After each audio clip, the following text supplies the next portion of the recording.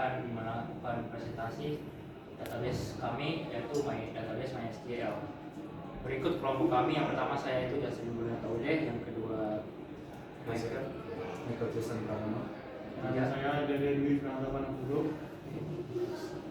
Berikut outline dari presentasi kami. Yang pertama itu sejarah, yang kedua requirements, ketiga keunggulan, keempat fitur, kelima live code, dan keenam referensi kami. Yang pertama itu sejarah MySQL itu dikembangkan pada tahun 1995 oleh 3 orang, yaitu programmer asal Swedia. Yang pertama Michael Monti, yang kedua David Axmark, dan yang ketiga itu Alan Larson. Kemudian pada saat perkembangannya 2008 itu akuisisi oleh Sun Microsystem. Kemudian pada 2010 itu diakuisisi oleh Oracle. Hingga saat ini MySQL sudah berkembang jadi 2, yaitu yang Enterprise sama Community Edition yang masih open source. Kemudian requirement yang pertama itu hardware itu untuk menjalankan sistem MySQL itu membutuhkan satu CPU, RAM itu minimal 2 GB, kemudian storage minimal 200 MB. Kemudian jika untuk sistem enterprise yang lebih besar itu dibutuhkan CPU yang lebih sekitar 6 atau hingga 12 CPU. Kemudian RAM-nya itu 8 GB ke atas, kemudian storage minimal 500 GB. Kemudian yang kedua itu software. Software itu bisa dijalankan dari Linux, Windows, macOS. Semua untuk Linux itu ada Ubuntu, Debian, Fedora, Red Hat, dan lain-lain. Kemudian Windows itu Windows 10, 11, Windows Server juga masih bisa masuk. Kemudian untuk macOS itu untuk versi yang terbaru. Kemudian user juga user MySQL itu harus memiliki hak administrator atau root untuk melakukan instalasi.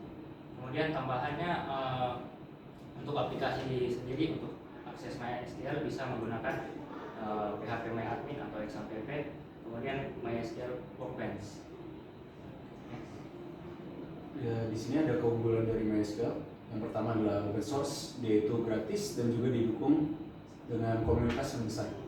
Lalu dia juga cross platform, dia juga bisa dijalankan di berbagai OS yang tadi sudah disebutkan. Lalu kemudian dia juga performa tinggi, yang cepat dan efisien untuk aplikasi skala kecil hingga menengah. Lalu integrasi luas, dia mudah digunakan dengan PHP, Java, Python, Node.js, dan lain-lain. Lalu kemudian ada keamanan, dia mendukung enkripsi, user privilege, dan firewall yang terintegrasi. Lalu yang terakhir ada replikasi dan skalabilitas, dia mendukung master-slave replication. Kemudian di sini ada fitur dari MySQL. MySQL itu juga SQL standar plus fitur modern. Dia mendukung CTE atau Common Table Expressions, window functions, dan fungsi JSON.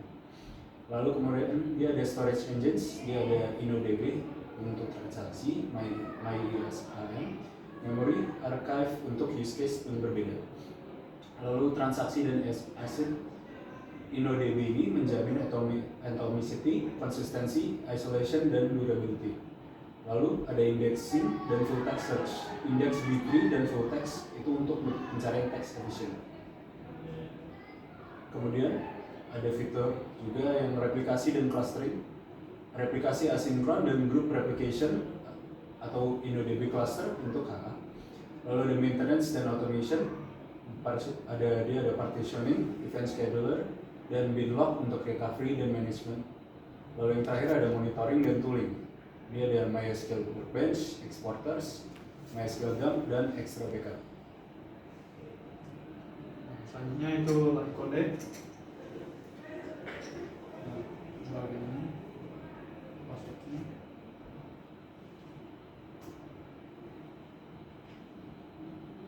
Pertama itu kita masuk ke MySQL dulu. MySQL password.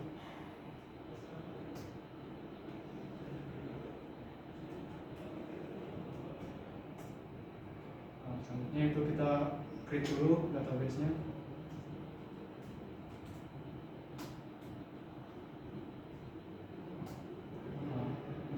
masuk ke database DB kedua. Nah, selanjutnya itu kita buat insert table dulu, buat create table dulu, table mahasiswa.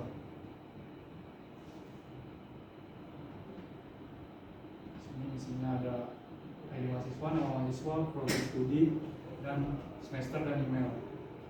Nah, setelah itu kita create table buat mata kuliah.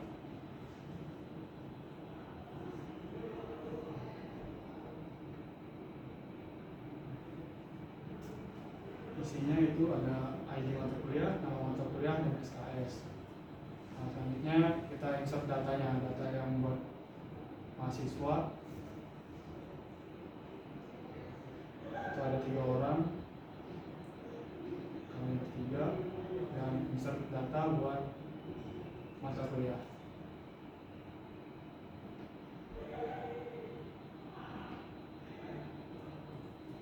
Nah, kita cek dulu datanya udah masuk.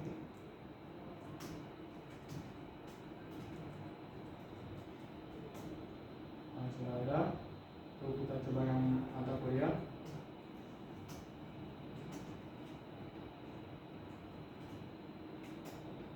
Sudah ada. Nah, selanjutnya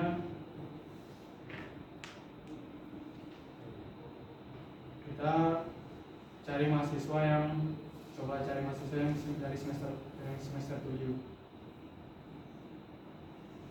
Nah, tiga-tiganya semester 7. Nah, selanjutnya itu kita coba urutkan dari sesuai abjad, itu ascending. Nah, sudah yang awalnya jadi dari J, M, D, jadi dari D, J, dan M. Nah, setelah ini kita buat join, yaitu dari mahasiswa ke mata kuliah. Nah, jadi digabung semuanya, ada ID mahasiswa, nama mahasiswa, program studi, nama mata kuliah, SKS, dan semester. Nah, di sini kita coba cari mahasiswa dengan semester tertinggi.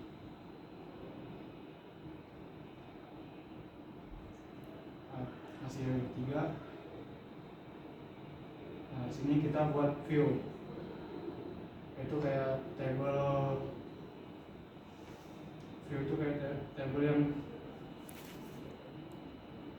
table baru tapi tidak ada di table di database. Nah, kita coba lihat isi view-nya.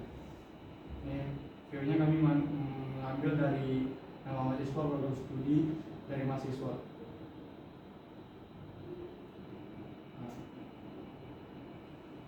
Dan ini cuma ada nama mahasiswa, program studi, dan semester. Nah, selanjutnya kami coba start transaction.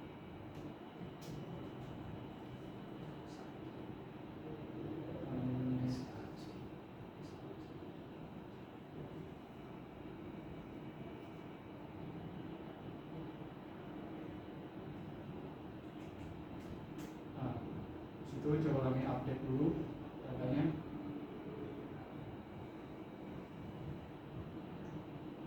Kita update SKS. Oke, kita lihat dulu.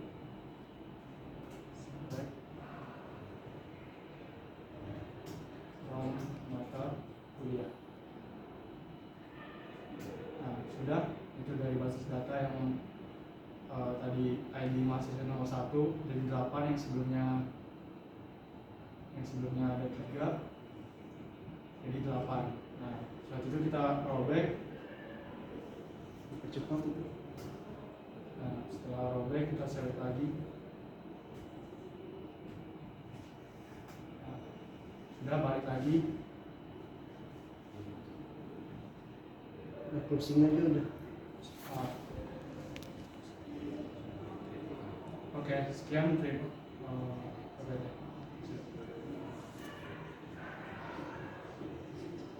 Nah, berikut referensi dari materi kami. Sekian presentasi kami, terima kasih. Atas itu.